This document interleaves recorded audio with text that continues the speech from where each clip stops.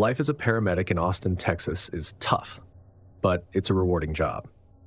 The long hours and high-pressure calls can take a toll, but there's a satisfaction that comes with helping people on what might be the worst day of their lives. I thrive on that sense of purpose. It's not always dramatic rescues. Sometimes it's just a scared kid who fell off their bike or an elderly person who needs a lift back into their chair. Every call is different, which is what I've always loved about it. But this one call changed how I see my work forever. I'd met Natalie 2 years before at a barbecue hosted by a mutual friend. She was vibrant, outgoing, and had a way of making everyone around her feel like they were the most interesting person in the room. We clicked instantly. She loved hearing about my job, saying it was amazing how I could stay calm under pressure. For a while, things were great, but over time, cracks started to show. Natalie's energy turned into a need for constant attention. She hated the unpredictable hours of my job and resented how often I was on call. She'd get upset if I missed dinner plans or was too exhausted to go out. The disagreements became a regular thing, and it was clear we wanted different things. The breakup wasn't pretty. She accused me of prioritizing strangers over her, of caring more about my job than our relationship. She wasn't entirely wrong, but her intensity made it impossible to have a calm conversation. When I finally told her it was over, she stormed out of my apartment, slamming the door behind her. I thought that was the end of it. But I couldn't have been more wrong. It was one of those blazing hot June days, and my partner Tim and I were midway through a double shift. The calls had been steady all day. Heat stroke cases, a minor car accident, the usual summer chaos in Austin. Just after 4 p.m., we got a dispatch for a woman in her 30s experiencing chest pains at an apartment complex. It didn't seem urgent, but chest pain is one of those things you don't mess around with. We arrived at the scene within minutes, parking in front of a modest brick building. As I grabbed the medical bag, Tim looked at the notes on his tablet. Patient's name is Natalie, 32 years old. The name didn't register at first. Natalie is a common name, after all. But as we approached the door and I heard her voice calling out, "Come in!" I stopped in my tracks. "Wait," I said, turning to Tim. "I think I know her." Tim raised an eyebrow. "You sure?" Pushing open the door, I found Natalie sitting on the couch, clutching her chest and breathing heavily. She looked up at me with wide, tear-filled eyes. "Clay," she gasped. "Thank God you're here." My feelings were a jumbled mess, confused, annoyed, and oddly apprehensive. "Natalie, what's going on?" I asked, trying to keep it professional. "It started this morning," she said, her voice quivering. "This pressure in my chest, I thought it would go away, but it just keeps getting worse." Tim stepped in, asking her a series of routine questions while I checked her vitals. Everything looked normal: heart rate, blood pressure, oxygen levels. There was no sign of a medical emergency. "We should transport you to the hospital for further evaluation," Tim said. That's when Natalie's attitude changed. "No," she said firmly, sitting up straighter. "I don't need to go to the hospital. I needed to see Clay." Tim froze, looking between us. I'll give you 2 a minute," he muttered, stepping outside. I stayed where I was, gripping the medical bag. "Natalie, you called 911, I said, keeping my voice as calm as possible. "This is an emergency line. You can't use it to..." "To what?" she interrupted. "To talk to you? To get your attention? You've been ignoring me, Clay. I didn't know what else to do." I couldn't believe what I was hearing. "Natalie, do you have any idea how dangerous this is? You're tying up resources that could be used for someone who's actually in trouble." She leaned forward. "You don't get it. I've been miserable since you left. You just walked away like I didn't mean anything to you. How could you do that?" I shook my head, trying to focus. "Natalie, how did you even know I'd be the one to show up? There's no way to guarantee..." "I didn't," she admitted, cutting me off. "But I knew it was possible. I know your shifts, Clay. I know when you're working. I figured if I said it was serious enough, they'd send someone quickly, and maybe it'd be you." Her words hit me like a punch. She had used the 911 system as a gamble, risking lives just for a chance to force a conversation. The recklessness of it left me momentarily speechless. Natalie, do you hear yourself? You're gambling with people's lives. Real emergencies. Just because you want to talk to me. That's not okay. That's dangerous. You left me with nothing, Clay. I didn't have a choice, she said. I couldn't believe what I was hearing. Her obsession had pushed her to a point where consequences didn't matter anymore, and I realized just how far she was willing to go. I felt trapped. Here I was, in my professional capacity, trying to handle a situation that had nothing to do with medicine and everything to do with Natalie's obsession. The conversation escalated quickly. Natalie's tears turned into anger as she accused me of abandoning her, of never truly loving her. I tried to keep calm, reminding her that this was not the time or place for this discussion. You can't just walk away, she said, her voice rising. I deserve answers. I deserve closure. You need to talk to someone, Natalie. A therapist, maybe, but not me. Her expression changed, and for a moment I thought she might lash out physically. Instead, she leaned back against the couch, her tears returning. You'll regret this, she whispered. When I got back to the ambulance, Tim was waiting with a look of pure discomfort. So, that was something, he said. Yeah, I muttered, slamming the door shut. Back at the station, I reported the incident to my supervisor. They flagged the call in the system and advised me to file a personal report in case she tried to contact me again. Weeks later, I still couldn't rid myself of the apprehension.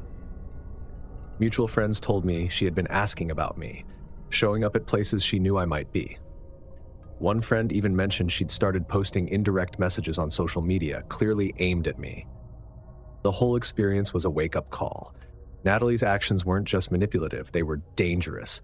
She abused an emergency service to force a confrontation, putting other lives at risk in the process. As paramedics, we're trained to handle medical crises, but no one prepares you for the emotional toll of something like this. It made me realize how vulnerable we can be, both on and off the job. To anyone in my field or any profession where personal boundaries can blur, take situations like this seriously. Protect yourself, set boundaries, and never underestimate how far someone might go to regain control.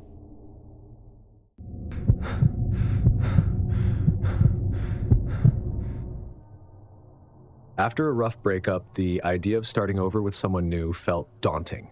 But after almost 1 year, I was finally ready to move on. Her name was Jenna, and we hit it off instantly. She was warm, easygoing, and had this infectious laugh that made everything feel lighter. For the first time in months, I was excited about the future. As a fitness trainer, trying to make the most of it, I work long hours almost every day, so having someone who brought calm and balance to my life was refreshing. We spent our first few weeks together, going on hikes, trying out new restaurants, and just enjoying each other's company. Things were going well, until the message came. It was a Tuesday evening, and I had just wrapped up a session with a client. My phone buzzed, and I looked at the screen. It was a text from my ex, Megan. Be careful. 2 words, that's all it said. I stared at the message, not knowing whether to feel confused or annoyed. Megan and I had ended things a year ago, and while it wasn't the cleanest breakup, we'd managed to part ways without any major drama. At least that's what I thought. I hadn't heard from her since, and the suddenness of the message threw me off. I showed it to Jenna that night, and she just shrugged like it wasn't a big deal. Probably just her being petty, she said. Don't let it bother you.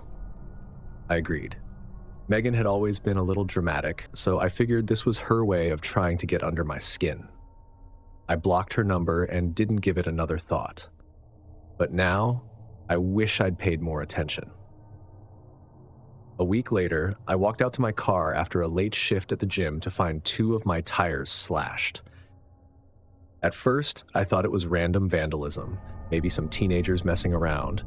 But then, 3 days later, I found the same thing had happened again, this time in the parking lot outside Jenna's apartment. Do you think it's Megan? Jenna asked. I wanted to say no, but the coincidences were piling up. I shook my head, trying to dismiss the thought. I don't know. I mean, she'd have to know where we are. That's a lot of effort just to mess with me. But the discomfort was only getting stronger. I started paying more attention to my surroundings, always looking back when heading to my car and securing the doors at night. Jenna teased me for overreacting, but something about the situation didn't feel right. Things took a darker turn when my phone started acting strange. It began with little glitches, apps crashing, random restarts, but then I noticed something far more unsettling. Messages between Jenna and me had been deleted, and new ones appeared that I hadn't sent. One of the fake messages was chilling. "You're not safe with me." I immediately showed it to Jenna, who looked just as freaked out as I felt. "Who's doing this?" she asked. "I don't know, but I'm going to find out." I took my phone to a client who's pretty skilled with tech stuff, and he confirmed what I suspected. Someone had hacked into it. The access point traced back to Megan's email, which made my stomach churn. She had gone from sending cryptic texts to actively invading my life. The breaking point came 2 weeks later. Jenna and I were grabbing lunch at an outdoor cafe when I saw her, Megan, standing across the street. She was just staring, her arms crossed, a slight smirk on her face. I froze, unsure of what to do. "Is that her?" Jenna asked, following my gaze. "Yeah," I muttered. Before I could decide how to handle it, Megan started walking toward us. She didn't stop until she was right in front of our table. "So this is the new girlfriend," she said, her tone dripping with sarcasm. "Megan, leave," I said firmly, trying to stay calm. But she ignored me, turning her attention to Jenna. "You should know he's not who you think he is," she said, her voice rising. "He'll leave you just like he left me. You're wasting your time." "Megan, stop," I said, standing up. "This isn't the place for this." But she kept going, shouting accusations and insults until other patrons started staring. Jenna looked terrified, and it made my anger flare up instantly. "That's enough," I said, stepping between them. Megan's face transformed into a look that was nearly alien to me. "You think you can just walk away from me? After everything we've been through?" she spat. "You don't get to move on like this." The tension peaked when Megan grabbed Jenna's arm, trying to pull her away from the table. That was the final straw. I called the police, and within minutes, 2 officers arrived to de-escalate the scene. Megan tried to play the victim, claiming I had led her on and that she was just trying to talk. But the officers weren't buying it. After hearing our side of the story and reviewing the messages on my phone, they took her into custody for harassment. Watching her get handcuffed was a surreal moment. I couldn't decide whether to feel relieved or sad. It was a bit of both. This was someone I had cared about once, someone I thought I knew. Now, she was a stranger, a dangerous one. The weeks following the confrontation were tense. Jenna and I changed our routines, avoided places Megan might know, and I even bought a new cell phone and changed to a completely different number. While the restraining order helped, the emotional toll stayed with me. Every time my phone buzzed or I heard a knock at the door, I felt a sudden knot of anxiety in my chest. Jenna tried to stay strong, but I could see how much it had shaken her. "Do you think she'll come back?" she asked one night. "I don't know," I admitted, "but we're going to be ready if she does." Looking back, I wish I had taken Megan's first message more seriously. "Be careful" seemed cryptic at the time, but it was a warning, a glimpse into the lengths she was willing to go to maintain control. This experience taught me that ignoring red flags, even small ones, can have serious consequences. People don't always let go as easily as you hope, and when emotions turn into obsession, the results can be dangerous. To anyone who can relate to this, trust your instincts and never underestimate what someone is capable of when they can't let go. Your safety isn't worth the risk.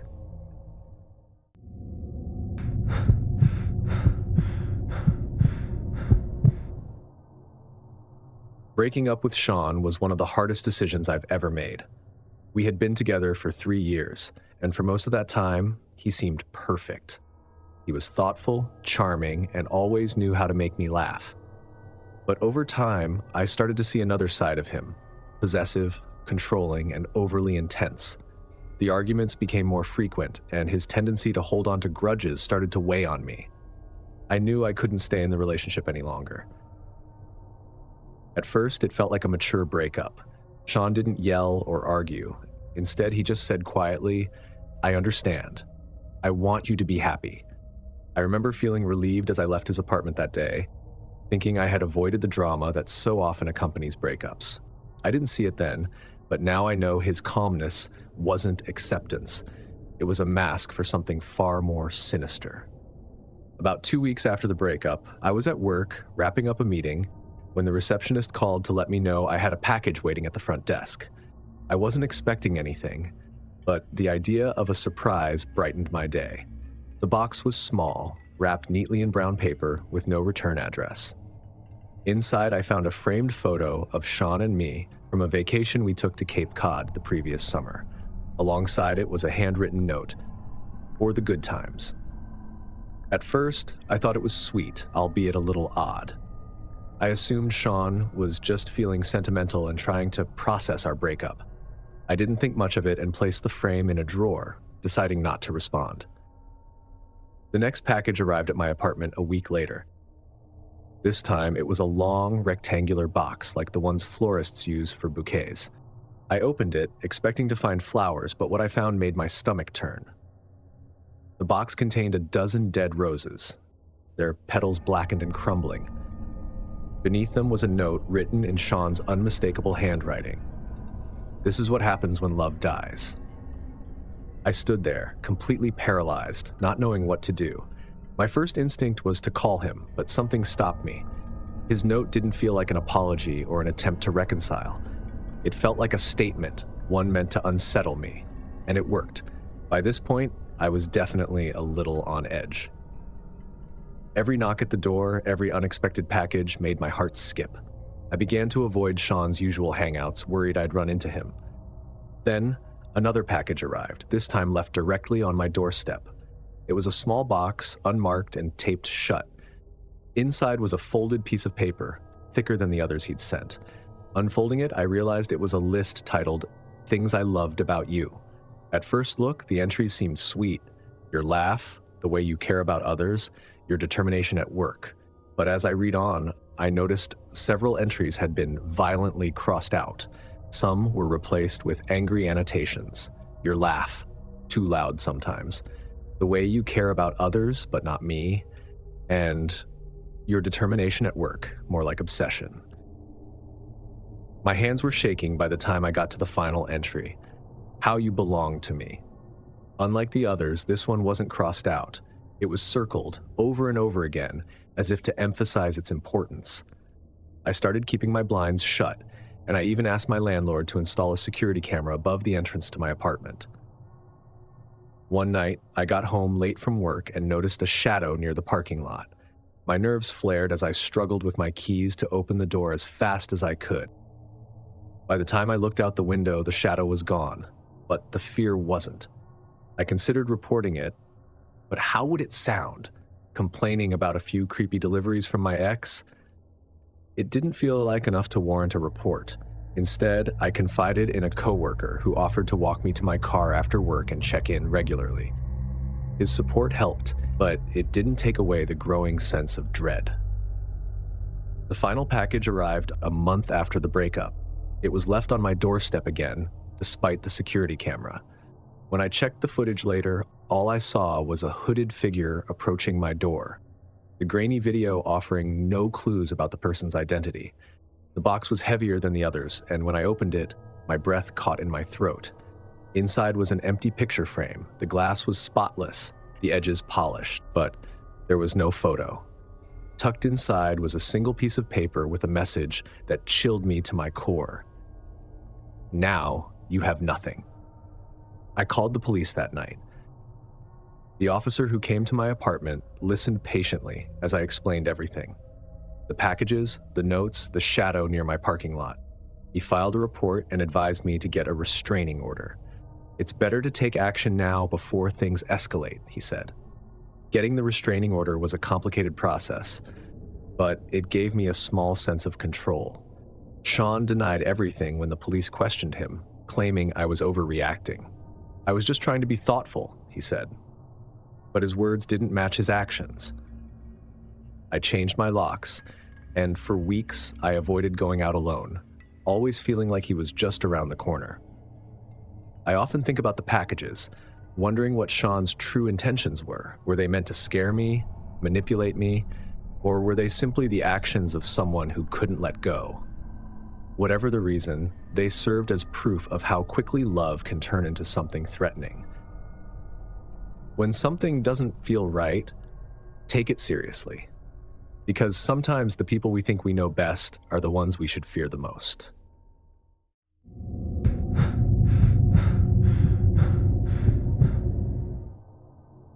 When my relationship with Ethan ended, I thought I could finally move on.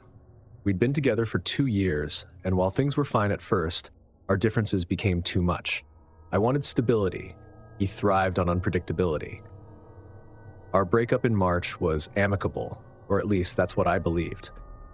We talked, cried a little, and wished each other well. But looking back, I realize now how much I missed in those final moments. Life after the breakup wasn't easy, but as a middle school teacher, I had plenty to keep me busy. By April, I was starting to feel normal again. I'd settled into a routine of grading papers at coffee shops, going for evening bike rides, and catching up with friends. That sense of normalcy was shattered one afternoon when I noticed something odd. I was at a coffee shop, pulling my laptop out of my bag, when a small black square fell out onto the table. At first, I thought it was a USB drive or some gadget from one of my students, but the longer I looked at it, the more I realized I didn't recognize it.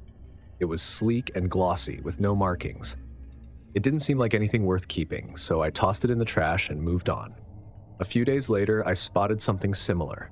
I was locking up my bike outside the grocery store when I noticed a small device clipped underneath the seat. It looked almost identical to the first one. Same black casing, same size. I had a sinking feeling, but I reasoned it away as a coincidence. Maybe it had been stuck there by accident. But as I rode home that day, I felt the creeping sense of unease growing, no matter how much I tried to ignore it. 2 identical gadgets appearing out of nowhere? It didn't feel right at all. Weeks passed, and the strange occurrences no longer seemed to matter. That is, until my car started making a rattling noise. I took it to a mechanic, expecting to hear it was a loose bolt or something minor. Instead, he walked into the waiting area holding another one of those devices. "Found this under your bumper," he said, handing it to me. "It's a GPS tracker." I stared at him, my brain struggling to process his words. "A tracker?" I repeated. "Yeah, these are pretty common. People use them for fleet vehicles or other reasons." I felt like the floor had been pulled out from under me. Someone was tracking my car. I thanked him, stuffed the device into my pocket, and drove home. My mind wouldn't stop racing the entire way. Who would do this? Was it Ethan? The thought felt absurd. He'd always been calm, even during fights. But then again, who else could it be? By the time I got home, I was spiraling. I started tearing through my belongings, searching for anything that didn't belong. My purse, my gym bag, my jackets, everything was a potential hiding place. And then I found it. Another tracker sewn into the lining of my backpack. The stitching was sloppy, like someone had done it in a hurry. My heart pounded as I stared at the tiny device. This wasn't a coincidence. Someone was deliberately tracking me. I couldn't sleep. I kept checking the locks on my doors and windows, convinced that someone was outside watching.